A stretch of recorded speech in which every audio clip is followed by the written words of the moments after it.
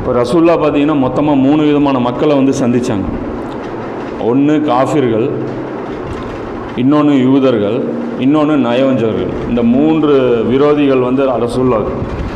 First வந்து நபி ஸல்லல்லாஹு அலைஹி வஸல்லம் வந்து காஃபிர்களை வந்து கட்டுக்குள்ளே கொண்டு வந்தாங்க. அதுக்கப்புறம் யூதர்களையும் ஒரே நேரத்தில் கட்டுக்குள்ளே கொண்டு வந்தாங்க. இந்த போரில் நயவஞ்சர்களை கட்டுக்குள்ளே கொண்டு வந்தாங்க. பொதுவாக நம்மள்கிட்ட, அதாவது நம்ம இந்த குர்ஆன் கிளாஸ் இருக்குது இல்லையா, இங்கே நம்ம முதற்கொண்டு விளங்கி வச்சுருந்தது என்ன அப்படின்னா, நபி ஸல்லல்லாஹு அலைஹி வஸல்லம் வந்து நயவஞ்சர்களை வந்து ஒன்றும் சொல்லலை, அதாவது முஸ்லீமாகவே ட்ரீட் பண்ணி அப்படியே வச்சுருந்தாங்க அப்படிங்கிறது. இந்த போர் சம்மந்தப்பட்ட விஷயங்கள் நம்ம பார்க்கும்போது அப்படி இல்லை, குர்ஆன்லேயே அது இருக்குது, நம்ம கவனிக்கல. அதாவது இதுக்கு முன்னாடி நம்மளுடைய இருந்த பார்வை வந்து வேறு மாதிரி இருந்துச்சு இல்லையா, அதாவது குர்ஆனை வந்து நம்ம அவ்வளோ டீப்பாக பார்க்கல.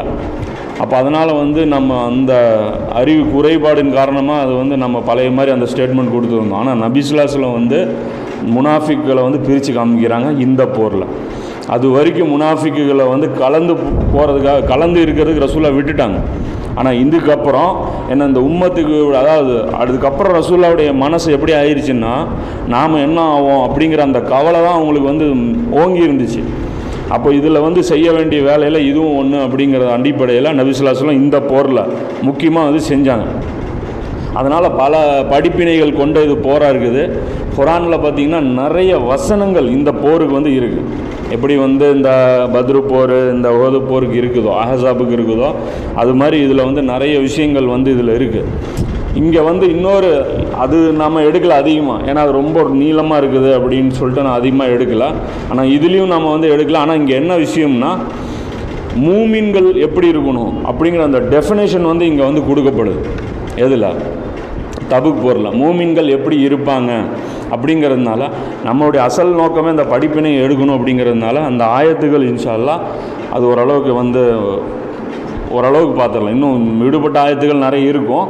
இது கொஞ்சம் ஆயத்துகள் வந்து நம்ம டீப்பாக உட்காந்து அதில் என்னென்ன அல்லாஹ் வந்து என்ன சொல்கிறான் அப்படிங்கிறது இன்ஷா அல்லாஹ் பார்ப்போம். இதுலேயே தான் வந்து இந்த முஸ்லீம்கள் எல்லோரும், சஹாபாக்கள் எல்லோரும் ஒரே கேட்டகிரியில் இல்லை அப்படிங்கிறது தௌபாவில் தான். 9 வந்து 100 வந்து ஒரு கேட்டகரி மூமின்கள் எப்படி இருக்கிறாங்க, 101 பார்த்திங்கன்னா முனாஃபிக்குகள் எப்படி இருக்கிறாங்க, அப்புறம் வந்து 102 பலவீனமான மூமின்கள், ரசூல்லா கூட இருந்ததில் பலவீனமான மூமின்கள் எப்படி இருந்தாங்கங்கிறத அந்த பிரிவும் ரசூல்லா பிரிக்கிறாங்க இல்லையா, அது வந்து இந்த வசனத்தில் இந்த தபுக் போரில் 3மே வெளிப்படுது. ஸ்ட்ராங்கான மூமின்களுடைய செயல்பாடுகள் எப்படி இருந்துச்சு, முனாஃபிக்குகளுடைய செயல்பாடுகள் எப்படி இருந்துச்சு, பலவீனமான ஈமான் கொண்ட மூமின்களுடைய செயல்பாடுகள் எப்படி இருந்துச்சு, இது எல்லாமே கிளியர் பண்ணி விட்டுறோம். இது வந்து அல்லாஹ்வினால் ஏற்படுத்தப்பட்ட ஒரு இதில் தான் ரசூலுல்லாஹ்க்கு ஸ்பெஷலாக இன்னொரு வேலையும் கொடுக்கப்படுது.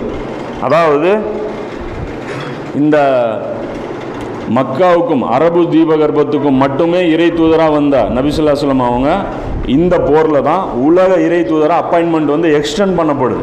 அது வரைக்கும் வந்து அங்கீகாரம், அதாவது அஃபீஷியலாக ஆர்டர் வரல. அதாவது சில குறிப்பாக எல்லாம் உணர்த்தி இருந்தாலும் அஃபீஷியலாக ஆர்டர் எல்லாம் வந்து போட்டது இதில் தான் போடுறோம். அதனால் ஒரு முக்கியமான ஒரு போர் இது தபுக் போர் பற்றிய ஒரு ஒரு முன்னுரை மாதிரியான ஒரு விஷயம்.